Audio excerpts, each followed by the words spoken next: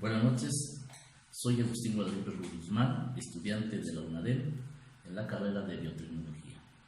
Como parte de la asignatura de Fisiología de Plantas y Animales, les hablaré de la ósmosis, la excreción, los reguladores de la temperatura, los reguladores de la presión arterial y de la forma en cómo se relacionan. Ósmosis. La ósmosis es el fenómeno que se produce cuando dos soluciones con diferente concentración son separadas por una membrana semipermeable y el solvente se difunde a través de la membrana del líquido de menor concentración al de mayor, hasta equilibrar las concentraciones. Este fenómeno se produce de forma espontánea sin gasto energético. Por eso decimos que la vida depende de las reacciones metabólicas que se llevan a cabo dentro de un ambiente líquido y que requieren para su funcionamiento que las concentraciones sean relativamente de agua y de solutos.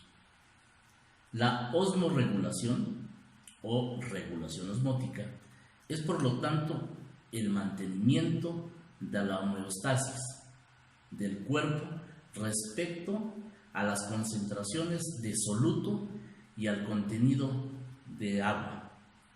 Esta dependerá en gran parte de la circulación de solutos entre los líquidos internos y el ambiente externo. El proceso también regula el movimiento de agua que sigue a los solutos por ósmosis. ¿Y cómo ocurre el intercambio de sales y el agua? Pues en este proceso podemos mencionar que es la forma en que las células vegetales y animales realizan el control hídrico y varía entre ellas. En las células animales, como en las vegetales, la difusión y la ósmosis son factores que están involucrados en el control del agua y además de otros factores como presión osmótica, potencial osmótico y potencial hídrico. Los fluidos que se dispersan en las células son isosmóticos con los fluidos dentro de las células. Los fluidos dentro y fuera de las células tienen aproximadamente la misma presión osmótica. Para evitar una citólisis, es decir, que las células se hinchen, las concentraciones de agua y las sales deben estar balanceadas en una solución hipotónica.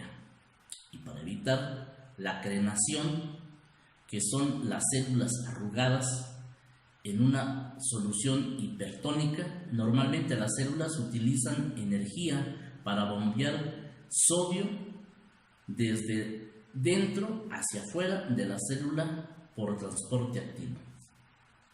Los términos hipotónicos es cuando la concentración de soluto es menor respecto al medio con el que se compara. Hipertónico es cuando la concentración de soluto es mayor respecto al medio con el que se compara. Isotónico es cuando ambos medios tienen la misma concentración.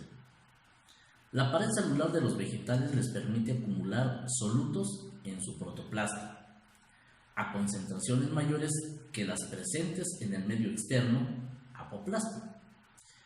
El agua tiende a entrar a la célula por ósmosis, provocando un aumento de volumen y de la presión de turgencia por la elasticidad de la membrana plasmática. La excreción, ¿en qué consiste y cómo ocurre? La excreción es además un sistema regulador del medio interno, es decir, determina la cantidad de agua y de sales que hay en el organismo en cada momento y expulsa el exceso de ellas de modo que se mantenga constante la composición química y el volumen del medio interno, homeostasis. Así es como los organismos vivos aseguran su supervivencia frente a las variaciones ambientales. La excreción es la eliminación de productos de desecho. Estos son expulsados de nuestro cuerpo. Se les conoce como residuos metabólicos, como la orina y las heces. También existen otras sustancias como el sudor. Directamente es liberado por las glándulas sudoríparas de la piel.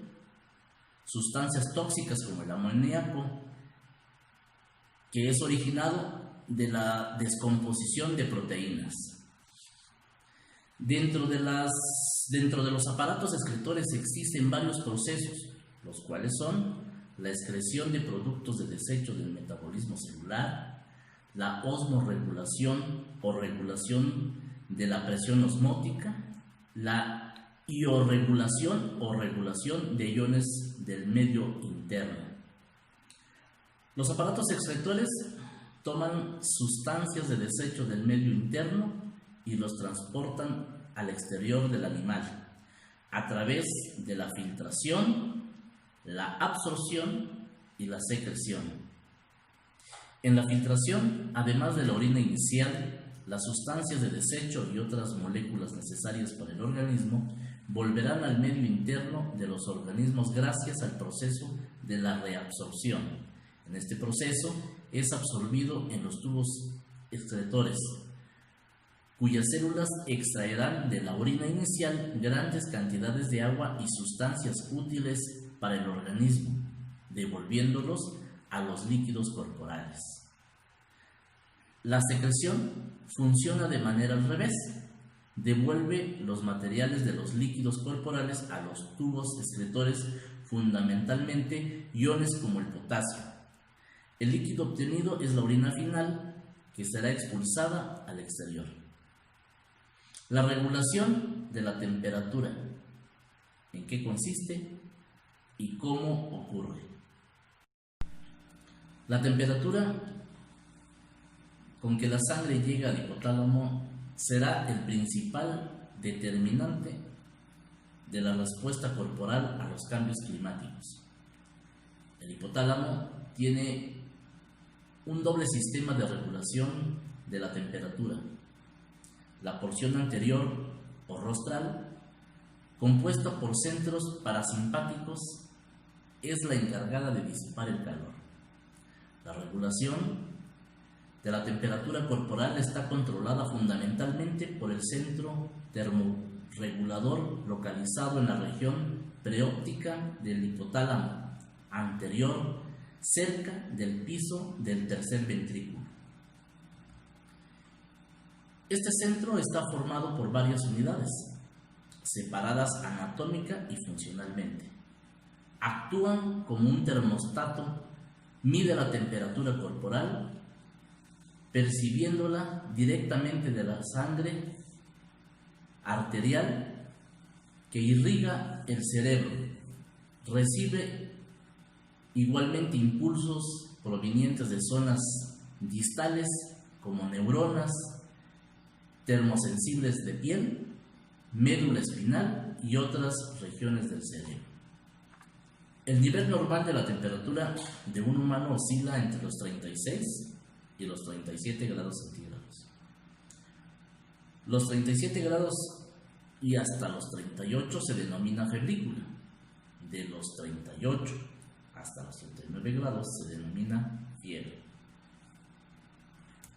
La regulación de la presión, ¿en qué consiste y cómo ocurre? La regulación de la presión es un proceso donde está determinado por la acción del sistema nervioso autónomo y los centros de regulación cardiovascular del sistema nervioso central. La presión arterial es la fuerza que ejerce la sangre sobre las paredes de los vasos sanguíneos. Esta fuerza es aproximadamente de 120 a 80 milímetros de mercurio sistólica y diastólicamente. La presión arterial está influenciada por el gasto cardíaco, la resistencia vascular periférica, la contractibilidad del corazón, el radio arterial y también por la viscosidad de la sangre y de la disponibilidad arterial, los factores vasodilatadores y vasoconstructores, así como el riñón. La presión arterial está regulada por varios sistemas, los cuales son el sistema a corto plazo, que actúa rápidamente, esto en cuestión de segundos a minutos, receptores y la respuesta isquémica del sistema nervioso central. El sistema de mediano plazo actúa de 30 minutos a 60. Tenemos el mecanismo vasoconstrictor, y el sistema de largo plazo puede durar días, semanas y meses. El riñón participa en la regulación de la presión arterial a largo plazo a través del control de la volemia, que es el volumen total de la sangre circulante del individuo humano, que es aproximadamente de 5 a 6 litros, del 7 al 8% del peso corporal, y por tanto del gasto cardíaco mediante la regulación de la excreción de iones y agua. Además, el sistema nervioso simpático y muchos agentes humorales, primera fase de la inmunidad, son responsables directos de la acción del riñón en la regulación de la presión arterial.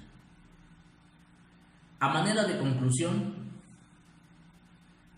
podemos decir que la importancia de estos procesos en los organismos es de mantener un equilibrio saludable para la supervivencia, como parte de las reacciones metabólicas, como el hecho de realizar la ósmosis como un control hídrico a nivel celular, la relación de la excreción en el organismo que determina la cantidad de agua y de sales, expulsando el exceso de ellas por medio de la filtración, de la absorción y la secreción.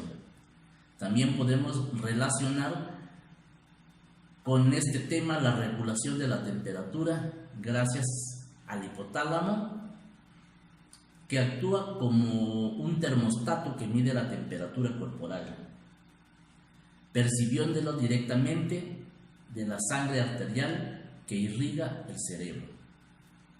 Cuando el organismo es atacado por una infección, la cual eleva la temperatura como una reacción, se deshidrata por sudoración y se eliminan los electrolitos. De nuevo se ve involucrada la excreción de agua y de sales, causando una descompensación. Y por último, la regulación de la presión arterial se ve involucrada, ya que el riñón se encarga de la regulación del volumen total de la sangre circulante y por tanto del gasto cardíaco mediante la regulación de la excreción de iones y de agua. Espero que esta información les pueda ser de mucha ayuda y la puedan compartir. Agradezco su fina atención.